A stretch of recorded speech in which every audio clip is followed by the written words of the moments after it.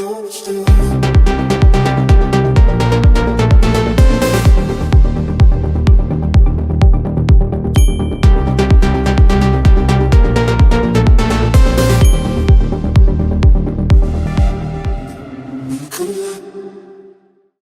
you prepared to be debanked?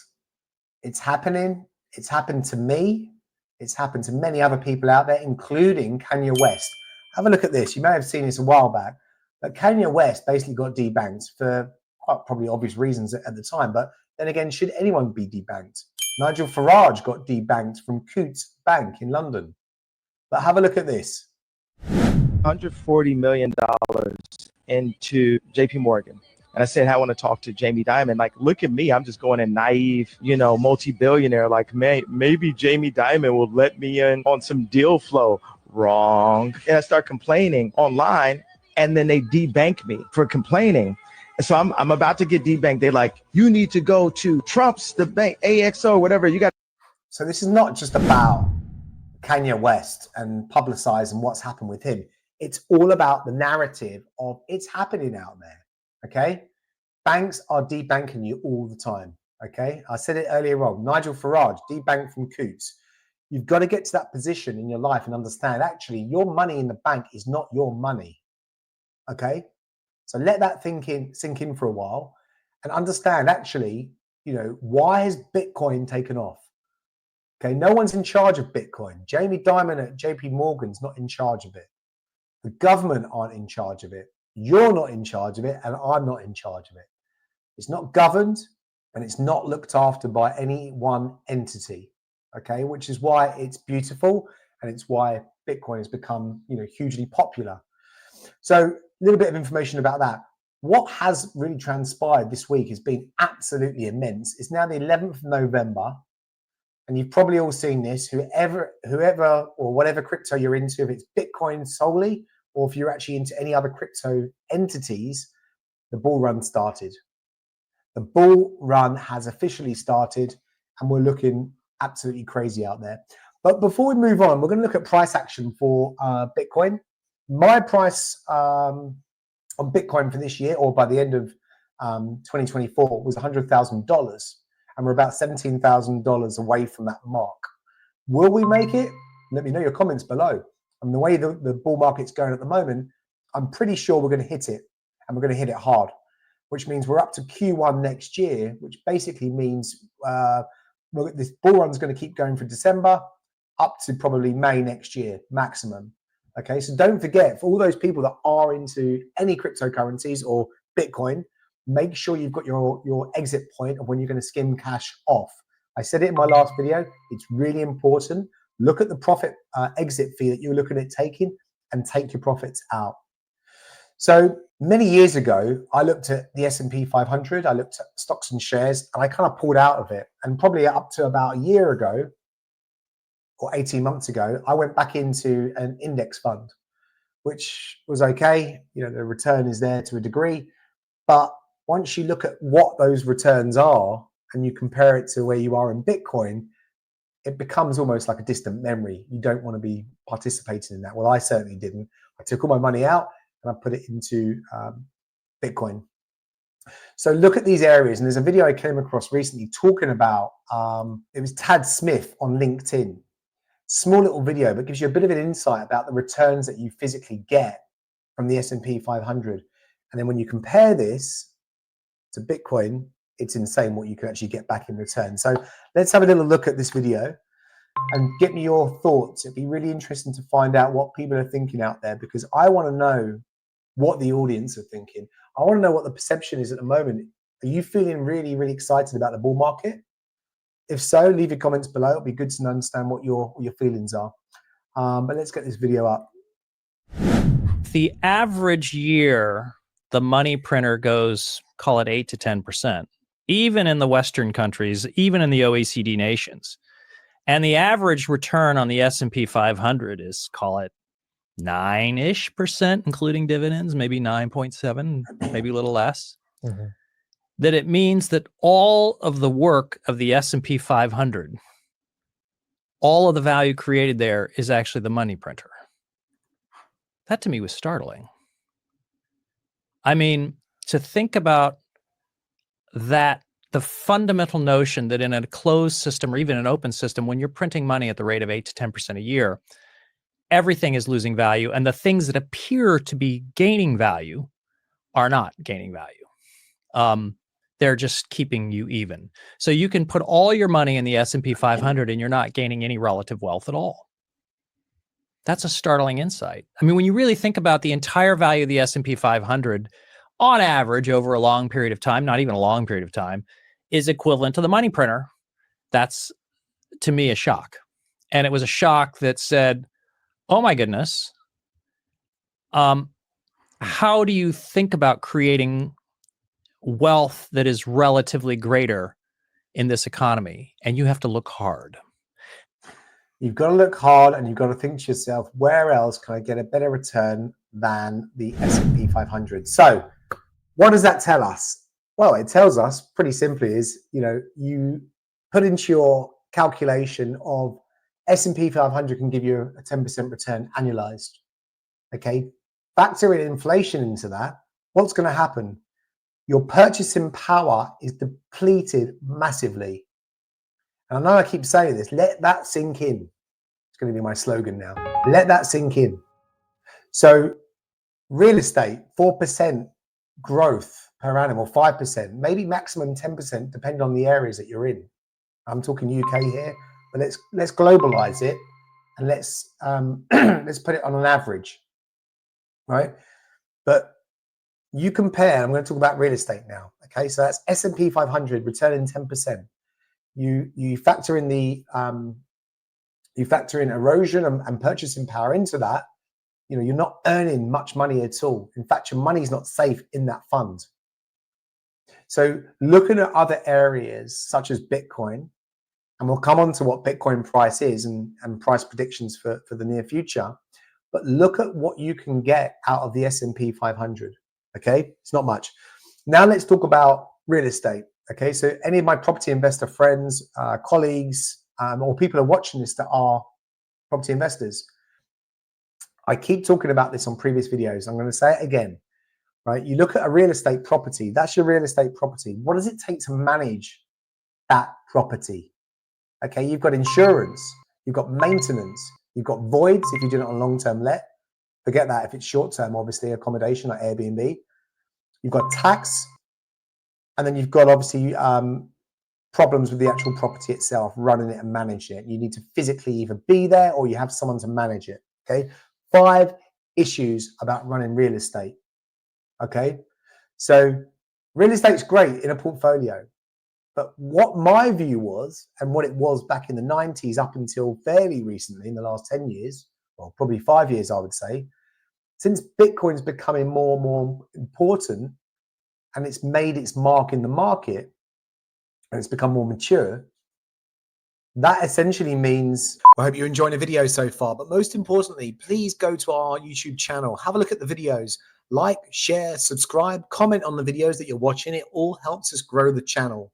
And most importantly, don't forget to click on the bell notification. And also, if you are subscribing, you can always change your mind.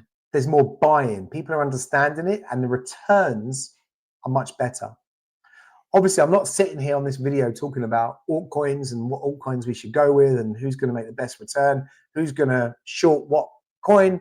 It's not about that. It's about actually, for me, it's about making a portfolio that has success and has good return.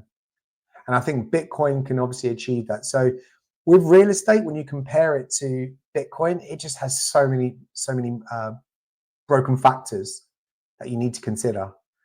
But if it's all good, because if you are a real estate developer or if you are a real estate investor, there's still hope. And the good thing about Bitcoin is it's been designed in that mechanism to allow you to, every 4 years, essentially grow your money and not deplete your money, not have inflation. So factor these thoughts into it. Bitcoin is a flight to safety. And Bitcoin has that mechanism to really help businesses, but also retail investors to really sort of grow their wealth over time. Now, let's look at where is Bitcoin today. I mean, this is just too exciting. It really is. It's just what has been happening this week, I couldn't understand. You know, we are in a bull run. We're having a really exciting time. And don't forget what I said earlier on. Make sure you look at taking your funds out on your profits. Make sure you can, take your profits and run basically, but keep skin in the game. Depending on your marketing. Sorry, got marketing on the brain today. Depending on your investment strategy, it's all dependent on when you take those funds out, right? Or when you take profit out. So let's have a look at Bitcoin. So year to date, look at this. Look at this. Just as expected, look. And we're about $17,000 away from $100,000. I was going to say all-time high then, but we've beaten the all-time high. So $81,000 plus as of today on the 11th of November. You know, what is the future? Just give me your comments below. Are we going to hit 100,000 by December 2024? Or will we not? Or will it be Q1 when we start to hit that? I'm really, really bullish. I still think, you know, there's so much liquidity coming into the space. There's too much demand. And I really think my conviction is December 24, we get to that point, but who knows? Who knows? It's great. The green candles are there. Huge liquidity is coming into the pool. I was looking at SUI yesterday, and I was looking at Solana, all doing well. If you haven't looked at these layer ones, look at them with conviction, because they have really, really good projects, and they've got a huge amount of, if you look at Solana, for example, you see how much money is coming onto that from the meme coins and how much money is coming into it just in further liquidity. I did a video a while ago on Solana, I think it was a month ago, about what VanEck's price tag was for Solana with the spot ETF. And I think it was the high range was around $3,300. So it's interesting, right? So look at Bitcoin, look at some other layer ones if that's what your sort of narrative is, or AIs. AI narrative is a good market to be looking into. But anyway, this channel is not about that now. This is about going permissionless, discussing how you can go permissionless in the markets and try and beat that bank. Okay, beat the bank is critical. Let's see who can beat the bank. We've all seen, obviously, Trump hitting the headlines left, right, and center. And I think it's critical to kind of have a little chat and discussion about that. Let's see what he's been saying and what the markets are saying, basically. So Trump's victory and Fed stability drives Bitcoin to an historic mark. We know this now. Things are moving drastically and very, very quickly. So Bitcoin has surpassed the historic $80,000, marking reaching an all-time high of around 80,000 or 81,700. The significant price surge in the world's largest cryptocurrency is driven by expectations. Obviously, that's with Donald Trump's administration. They'll implement more favorable policies and regulations for the crypto ecosystem, which I think is really, really important. We need regulation and we need some sort of guidance. It's like a compass. We need some sort of guide on what's happening. Trump, let's not forget, he's so crypto friendly, right? He's now got Elon Musk on I was going to say on the board, but he's got him on the bench ready to come and help support him and be a part of the sort of tech growth within the US. So let's not forget that the power of Elon Musk. And again, if you don't like him or you like him, it's irrelevant. You know, you look at Dogecoin this week, it's gone ballistic. Why? It's a part of the Elon Musk ecosystem, right? Elon Musk is going to be working with Trump and going to be pushing heavily AI, which is a great thing, you know, for a country, because once America follows suit, so once America creates that sort of platform, if you like, with AI and Bitcoin blockchain technology, the rest of the world will hopefully follow suit, and hopefully the UK does as well. Just a quick recap here, which I got off London Loves Business. During his campaign, the president-elect Donald Trump promised to make the United States the crypto capital of the world. His proposals include establishing a strategic Bitcoin reserve and appointing regulators with a more crypto-friendly stance. Now, a strategic Bitcoin reserve. This is awesome. And I've said it on my previous video before, it's going to go insane, right? If you're looking at backing the dollar with Bitcoin, where do you think that's going to go? Which kind of leads me on to my next topic, and that is there's news that the UK has just done a UK pension provider has basically looked at allocating 3% of their holdings. So I've just found this piece. Now, the good news is I've managed to actually get a guy, and I'm going to put it on here now. I can just bring it up. So yeah, that major change to UK pensions is one scheme allocates 3% to Bitcoin. Okay.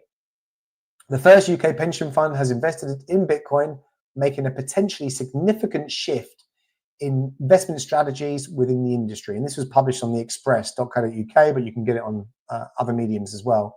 And the unnamed fund, guided by British pension specialist Cartwright, has reportedly allocated 3% of its 50 million assets to the cryptocurrency. Now, I watched a recent podcast on Cartwright, and the guy who's behind this, who helped drive the innovation of this and drive the selection process. And this guy is a guy called Sam, and he's going to be coming on the channel very, very soon. And basically, here it is. It's basically Sam Roberts, who's basically the director of investment consultant at Cartwright, is going to be coming on discussing why they've chosen to advise this particular pension fund, why they've put in 3%, why they've chosen Bitcoin overall. This is a start of something extremely exciting. Okay, so this is a company called Cartwright, which had advised a pension fund in the UK to allocate a percentage. Now, this Sam character from the company Cartwright talked about actually allocating between, I think it was 3 to 5%, and they went with a safety net of 3%. But I'm going to be getting him on the channel. We're going to be having a podcast, hopefully in the next few weeks, where we can talk about why he chose that, what was the allocation process and thought pattern behind the 3%, how did he get into this process? You know, what was the psyche behind this? What was the R&D behind it? And what gave him the sort of conviction to pass that on to the customer of why they invested that into the pension fund? But this is just the start. So that's interesting. We're going to get him on the channel. Okay. We're going to interview him. We're going to have a great chat with Sam. So Sam, thanks for accepting. We're looking forward to having you on the channel. But what is interesting is this is the start in the UK when people are going to start following suits in pension funds. You soon will be able to get a pension fund providing a pension for or wrapped in Bitcoin. Okay, so it's news and it started in the UK, and this is going to be fantastic for the market. It's more liquidity. Okay, how much liquidity can come into a small asset class, a limited asset class of 21 million coins? So have a little think about that. It's really, really exciting. I'm looking forward to getting Sam onto the channel. So really interesting news this week, and it's only 11th of November. Give us your likes, shares, and comments below. And thanks so much for watching. Looking forward to catching you guys soon. Speak soon. Take care, guys.